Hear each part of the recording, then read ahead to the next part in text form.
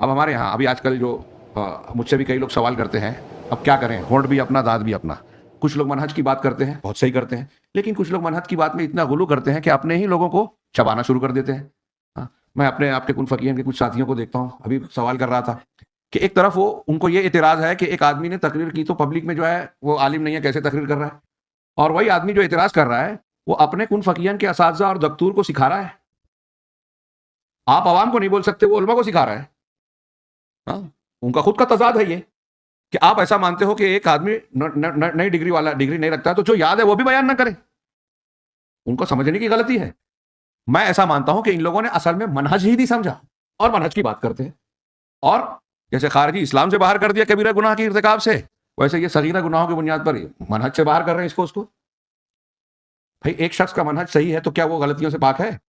آپ کی دانست میں کوئی عمل غلط ہو سکتا ہے، تو اس کا منہج تو ایک ہے نا. البانی صاحب اور ابن باز کا منہج ایک تھا، 50 مسئلے میں اختلاف تھا. یہ سمجھنے کو تیار نہیں ہے ہمارے یہاں. تو یہ افراط و تفریط ہے، شدت و غلو ہے، اور میں اس کو کم علمی سمجھتا ہوں. تو بڑا مسئلہ ہے. یہ دھیان رکھنے والی چیز ہے. ان اصولوں کو آپ اصول سامنے رکھیے، اور موافقت اور مخالفت کی بنیاد کیا ہے، اور کسی سے اگر مخالفت کی جا رہی ہے تو کس سطح کی جائے. ایک بدعتی ہے اصولوں میں جو بدعت کرتا ہے، ایک منہج کا مخالف آدمی ہے، اس کی بدعت ہم اس کی مخالفت کیسے کریں گے؟ اور ایک ہمارے اپنے منہج کا آدمی ہے، آپ بھی وہی مانتے ہیں اور میں بھی وہی مانتا ہوں، لیکن آپ سے یا مجھ سے غلطی ہو گئی تو ہمارا رویہ الگ ہونا چاہیے. اور یہ ہے، یہ میں اس لیے نہیں بول رہا ہوں کہ تعصب کی بنیاد پر.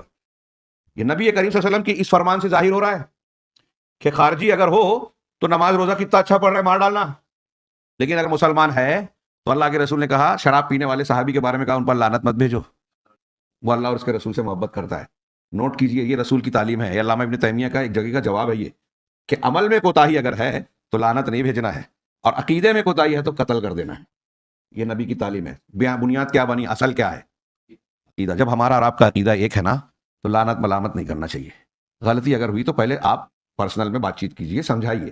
اور ہو سکتا ہے کہ اس کے باوجود سامنے والے کی سمجھ میں نہ آئے تو آپ فتویٰ مت دیجئے، منہج سے باہر مت کیجیے اسے لوگوں میں.